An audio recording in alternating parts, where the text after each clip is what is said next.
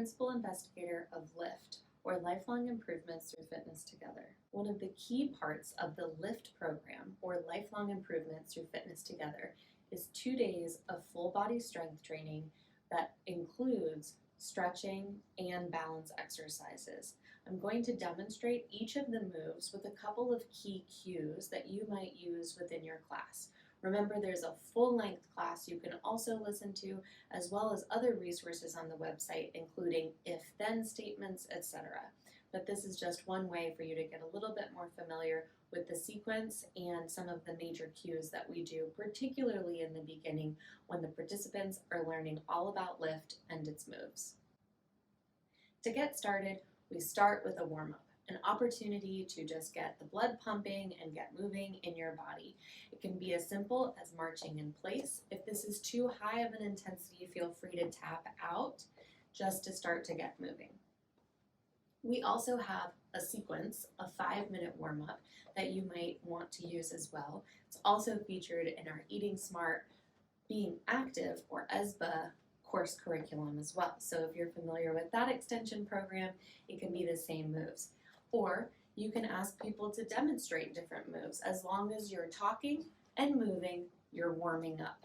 So you can just demonstrate different moves in your body, incorporating upper body and lower body to start to get into that more cardiovascular phase. Again, offering multiple different options, including just tapping out instead of stepping out, or if someone wants to increase their intensity, they might be hopping side to side. So it's just getting a little bit of movement however we want. My favorite way to warm up would be to find your favorite song or create a playlist with your participants and just move and dance and take it a little less seriously, because one of our 8 core elements of LIFT is just to have fun. So just warming up and moving the body. Once you've spent about 5 minutes warming up and moving the body, welcoming and greeting all of your participants, whether you're in person or online, we move into the strength training sequence. I often invite participants to have a sip of water after the 5-minute warm-up. We start with our lower body to increase heat, warm up, and use our largest muscles first. So our first dynamic move is our wide leg squat, or our chair sit and stand, and that really works our hips, our glutes, our thighs, all of the things that help us stabilize. So we'll take a seat. Hands can be on the chair, on a walker, against a wall, or crossed over the chest. And we'll stand up and out of the chair, feel the pressure and the weight and the shift, finding our proprioception. This is even a balance challenge for some of us as we rise up and slowly lower down. So I'm using an option of actually coming all the way down to the seat and then rising up. Some of your participants might want to slowly lower and lift, working on the strength without the full range of motion. Or maybe you have some folks who want to lower to hover and rise back up. Lower to hover and rise back up. So there's so many different cues for this move that people ask about, particularly around where the knees are and the ankle and all of these things.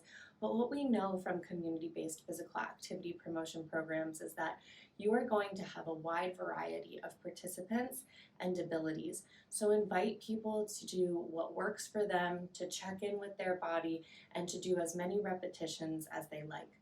We recommend 2 sets of 8 repetitions, so 8 movements in the wide leg squat.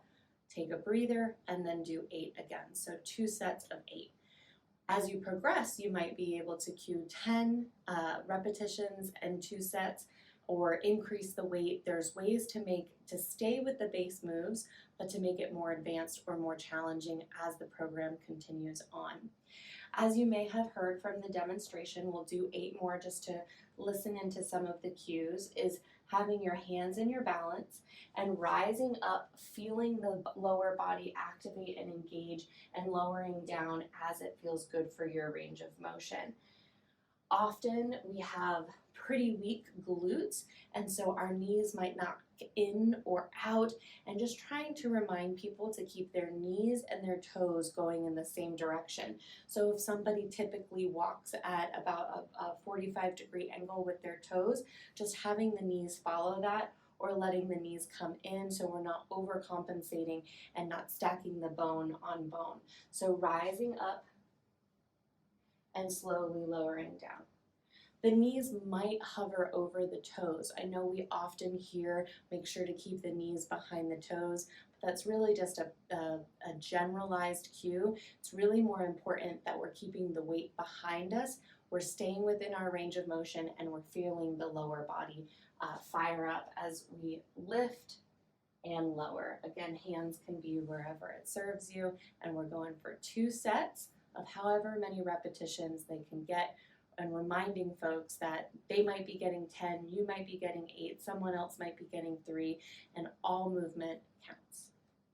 Moving from our wide leg squat, we take it to behind the chair, and we often joke that you get a free squat as you stand up and move behind the chair. Our second move is a standing leg curl, bringing the movement specifically towards the back of the leg, the back of the upper thigh or the hamstring group. Slight bend in the standing leg, lifting up and out, stacking shoulders over the hips. Hands can be on a chair or a wall or at heart center, whatever feels good for the participant. Bringing the heel up and squeezing and lowering down. So we're aiming for a 90-degree angle with ankle, knee, and hip, and just staying in the range of motion. Again, slow is the name of the game as we slowly lift up and lower down. Lift up and slowly fight against gravity as you lower down, and 2 more, lifting and lowering, lifting and lowering. Shake it out, take a break, slight bend in the other standing leg, and take it to the other side. Knees lined up, stacking shoulders over the hips, bring the heel up and behind you, and slowly lower down. Reminding folks to keep their breath flowing. This might be where you introduce the concept of the week and say something like, we've got 4 more, and you can count on your chair with your own hand as you lift and lower, and ask folks about their fruit and vegetable consumption or another thing that was going on in the week or through the prompts of that session's group dynamics component. And last one, lift, lower, shake it out, and take a seat. Purposefully squatting back down, taking a seat. This is where a towel, a block, or one of those pool noodles cut up would be helpful for under the thigh for those living in taller bodies, so that they have space so they're not stuck kicking out. Another option is to interlace the hands under the thigh, roll the shoulders back, stacking shoulders over the hips, kicking the heel, extending forward, and slowly lowering down. Trying to line the ankle, knee, and hip again in a straight line this time, and lowering. We're at 3. Keep breathing, sit up tall, fight against gravity on your way down. Feeling the back of the leg and the front of the leg firing up, protecting that knee so we can walk up and down the stairs, we can get in and out of the car, we can keep up with the grandkids, all of these functions of daily living.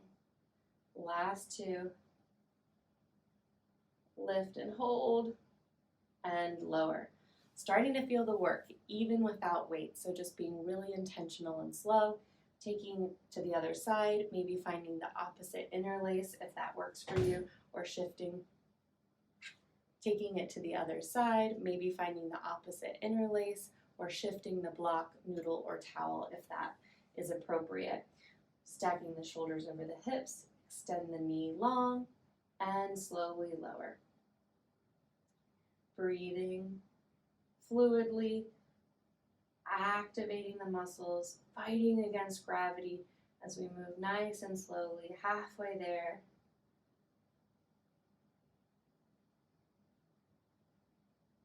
And 3 more.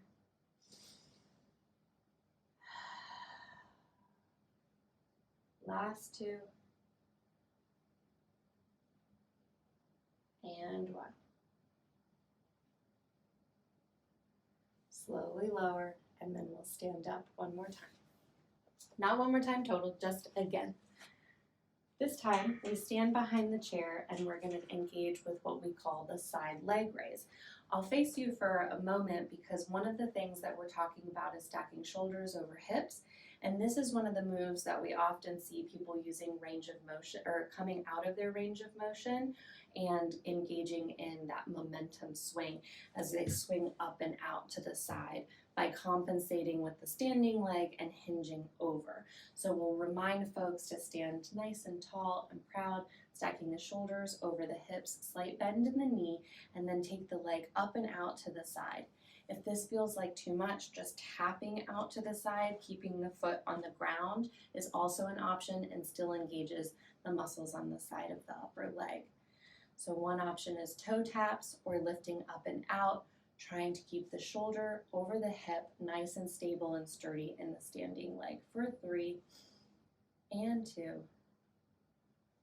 Last one, taking it to the other side. So again, hands can be on the chair, on the wall, slight bend in the standing leg. Think about standing up tall and strong and only lifting the leg as much as you need to feel that activation on the outside of the upper thigh. 4, 3, 2, last one. Muscles are heated up, fired up, we're ready to go. Moving back to the chair for some of our upper body options. Another free squat, option to stay seated for bicep curls or to take them standing. Just like we do in the functional fitness, it will be a full hammer curl to engage both of the muscles in the biceps. So facing the dumbbell or your fist forward to start, and then once you pass the 90-degree angle, bringing the big donut side of the fist out to the side and squeezing in towards the shoulder and then reversing the move on the way down. So we say this is big donut and little donut of the fists, or you can have the dumbbells facing forward or towards the chest, stacking the shoulders over the hips, breathing in, feeling grounded and rooted in the lower body, and then inhale, rise up, bring the big donuts out to the side, and then slowly lower down.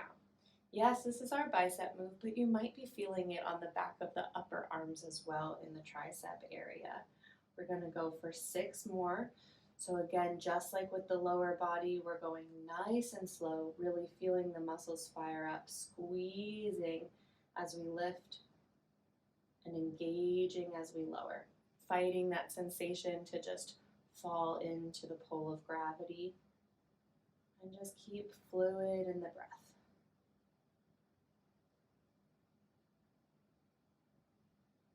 2,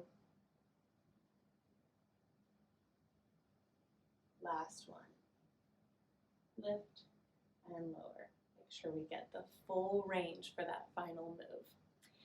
Our next move is an overhead press, again, which could be done from a seated position or from standing. So from seated, bringing the arms up into a goalpost, or from standing, doing the same. The arms in a goalpost, reaching up and overhead, and then exhale, coming back down. Again, aiming for a 90-degree angle with the shoulder, elbow, and wrist, reaching up and over and down. That's 2. We'll go for 6 more. Gentle reminder that there are modifications for upper and lower body mobility needs. So this is one that we see with a lot of shoulder replacements or shoulder injuries that you might invite folks to just bring the arms up and overhead. So still activating the shoulders, but without the extra overhead movement. And last one, and slowly lower. So if there's weights involved, slowly lowering them down, or even being just really intentional with the muscular engagement. Our next move is a seated row. From seated, invite participants to come to an edge that still feels supported and safe and grounded. Hinging from the hips, so open in the chest and hinging from the hips and forward. Have the dumbbells down by the side or do this without any weights and you'll still feel the great move. And one of the things to think about or cue is like you're pulling your pants up and on and then slowly lowering down. That's one cue. Perhaps you say squeeze the shoulder blades together as though you're trying to keep a pencil or a penny back there and lower down.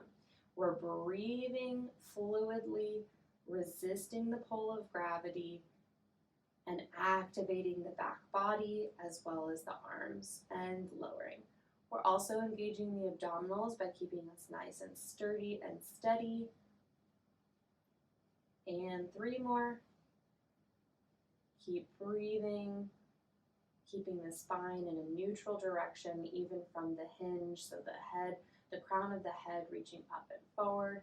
Last one, and then slowly rise up, planting the weights by the side and taking a break or continuing with the movement.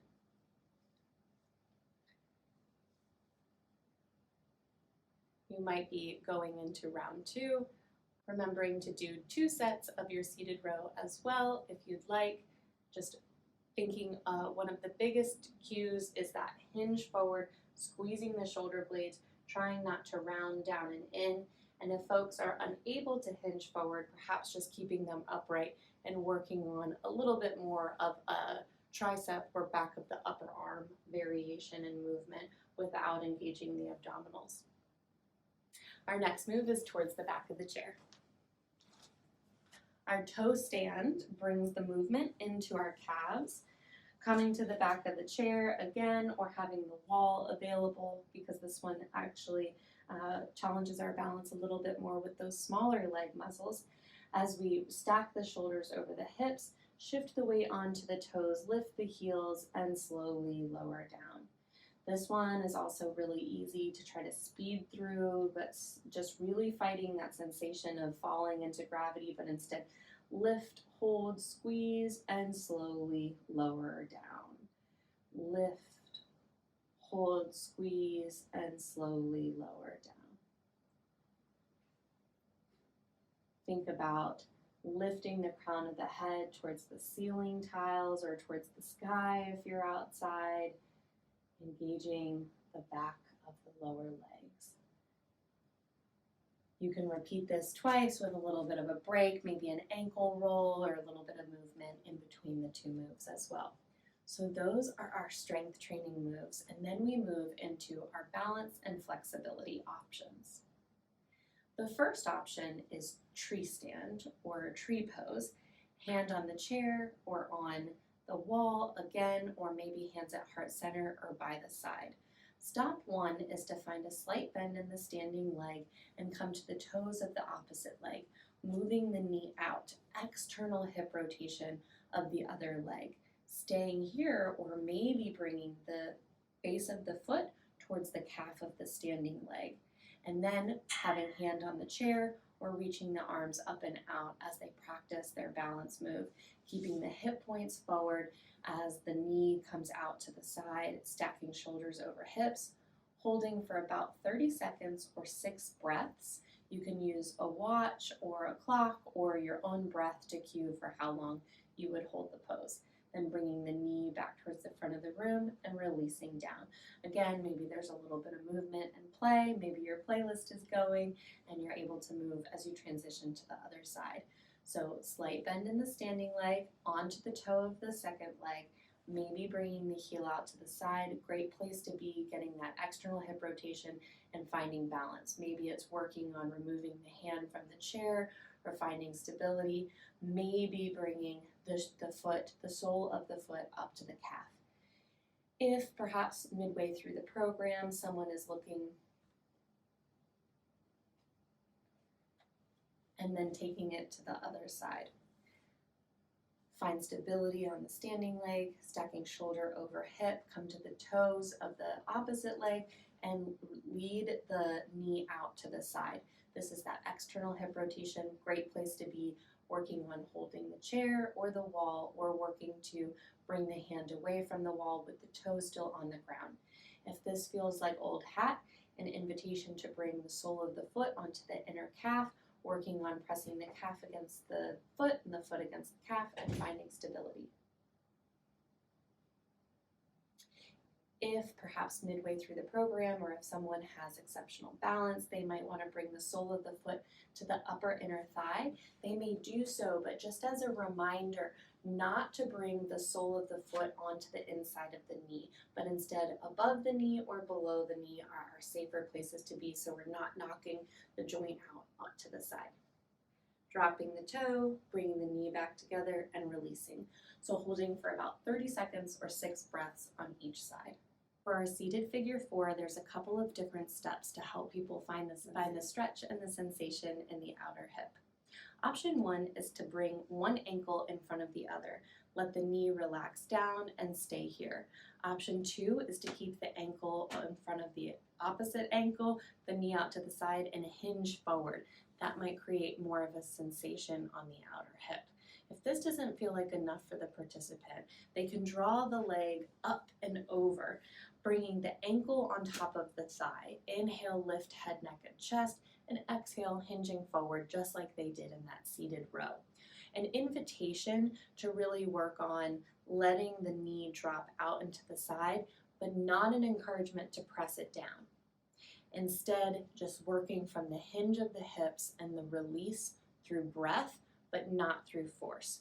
This is one of the things folks often like to do because it's so easily available, so encouraging people to have their hands somewhere else or just gently resting on their legs. And also flexing the top ankle, flexing at the foot so that we're protecting the knee as we hinge forward. And then slowly draw it down, release, and take it to the other side. So I'll walk us through a couple of steps and options along the way, reminding people that each side could be very different, and each day as we greet the posture can be different, and all are okay. Just be where you are and breathe for the 30 seconds. So stacking the opposite ankle in front. Option 1, just letting the knee drop down into the side. Option 2 is to hinge forward, perhaps feeling more of a sensation in the outer hip. Option 3 would be to draw the ankle up and over the thigh, staying here. And option 4 is to hinge forward. Finding the breath, feeling the hip stretch, and then rising up and releasing the leg. It can drag down or lift off and release. Our next move is pyramid, and I'm going to show 2 different variations, one from seated and one from standing. Particularly in the first couple of sessions, perhaps invite everyone to really feel like they can master the seated variation. Turning away from you, I'll show from the side. So you'll be really familiar with this from the functional fitness assessment as well. Planting one leg on the ground, looking for about a 90-degree angle depending on the length of the leg or the height of the chair, and extending the other leg out. I can feel that my leg is stuck onto the chair, so inviting the participant to come towards the edge of the seat and extending the leg long. The toes come up towards the nose, so flexing at the footer and the ankle. Inhale, bring the shoulder blades together, stack the shoulders over the hips, stay here, or start to hinge forward. Stay here or start to reach for the toes. Reaching for the toes is just as activating as actually touching the toes. So just reaching for the toes, breathing for about 4 more breaths or 30 seconds in total, and then rising up and releasing and taking to the other side. So from this angle, you'll see that the leg is at about a 90-degree angle. I'm close to the edge of the chair. I extend the opposite leg, toes towards the sky, shoulders down and back, hinging from the hips, reaching out, staying here or reaching my hands forward or reaching my fingertips towards the toes wherever I am on either side or day, and just breathing into the sensations. And then release. So that's our modified pyramid pose or toe touch that we've seen in our functional fitness assessment. I'll show now a standing variation or option. The standing variation or option for our pyramid pose can actually utilize the chair in 2 different ways. The first variation is to face the chair with the back of the chair facing you, but having the seat of the chair in front of you.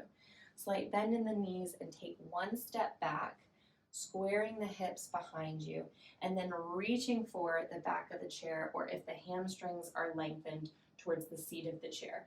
kicking the hips back, hinging, squeezing the shoulder blades together, lifting through the lower abdominals, and staying here, getting the work in the upper thigh that's in front.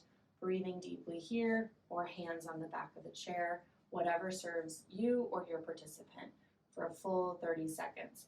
To come out of this move, an invitation to use the back of the chair, slight bend in the knees, and to come up nice and slow. This feels a little bit like an inversion because we're bringing the head down, so just coming in and out slowly and steadily. Taking it to the other side from the same position, just to show from a different angle, slight bend in the knees, step back with the opposite leg, lift head, neck, and chest, squeezing shoulder blades together and hinging from the hips. This can be a great place to be, or reaching for the back of the chair, nice and long, or the front of the chair, nice and long, kicking the hips back and breathing. With or without weights, this lift protocol really activates the lower body, so giving participants permission and space to really flex and stretch into those spaces. Bending in both knees, walking to the top of the chair, and standing up. Our third option for our pyramid pose is to use the back of the chair. So the tallest height is available to me almost immediately. So slight bend in the knees, take a step back, again both hips pressing back, squeezing shoulder blades together, and just hinging forward, and have a nice place to rest here. One thing to really encourage though is not to slump into it or to relax into the shoulders, but instead to kick the hips back, to feel the length in the back of the upper thigh as you slowly lower down. This can help them find their range of motion, and just breathe. Again, someone could be doing this from seated, from the front of the chair, the back of the chair, whatever works for them for their 30-second release. And then since we're already upright, it's the slight bend, the step together, and the rise up. Shaking it out and taking it to the other side. Pressing the hips back, lift and lengthen, and hinge and lean and hold for a full 30 seconds. Breathing deeply and surrendering. Bend, step forward, and release. After 30 seconds, of course. Bringing the work back into our upper body, but also our side body for a lateral stretch. Opportunity to bring the arms up and overhead, dropping one arm and then reaching the shoulder up and towards the ear and hinging. This is step one. Step two is a stretch of the cervical spine by looking at the bend in the crease of the elbow. If this feels good, they might start to lean a little bit more, thinking about lengthening both sides, and breathing for the full 30 seconds or about 6 breaths. And then coming out of it the way they came in, reaching arms up and overhead, and exhaling, releasing. Then taking it to the other side, and I'll show a different variation. Bringing the arms up and overhead, reach, lift, and lengthen. Option to take one hand to the forearm, so not right at the joint, but onto the forearm as you lift up and lengthen both arms, and then hinge to the side. Again, gazing forward, down, or up, whatever feels appropriate for your neck or for your participant's neck. Reaching up and over, one cue is to think about you're reaching over a giant beach ball, so you're lengthening both sides of the body. Taking it for that final big breath cycle. Coming back on center and releasing. So the options are to leave one arm down, reach one arm up and over, or to reach the arms up and find an interlace to reach up and over and release. The final move is our back scratch. Again, something that they'll be familiar with from the functional fitness assessment if you're doing those. And I'm going to demonstrate from behind. So one of the ways to do this is to invite your participants to come to a T, bringing the wrists, elbows, and shoulders in line. From here, big breath in and up, and then bend one elbow behind the head and plant the middle finger on the middle of the spine. The other arm reaches out, flips the palm, and brings the back of the palm towards the low back or the sacrum. We often say the watch wrist towards the low back. This is where someone might be lengthening lifting, breathing for a full 6 breaths, and then unwind. Release to the T, maybe release the arms down and by the side, and then come back up. And then we'll take it to the other side where one arm lifts up and behind, middle finger on the spine, and the opposite hand reaches for the low back. They can walk their fingertips closer and closer together. Maybe they overlap, maybe they interlace, maybe they use that towel they've brought or that noodle, or just even holding on to the own fabric of their clothing as they continue to breathe. One big cue here is that sometimes people really want their fingertips to connect, so they'll lift up and out of the chest, but instead invite them to keep the shoulders stacked over the hips and just finding the natural range of motion to find the stretch in the upper back, the shoulders, and then releasing out to the T or down and by the side. And with that, give yourself a round of applause as well as your participants because they completed strength training, balance and flexibility, multi-component physical activity that's needed for the ability to age in place, complete activities of daily living.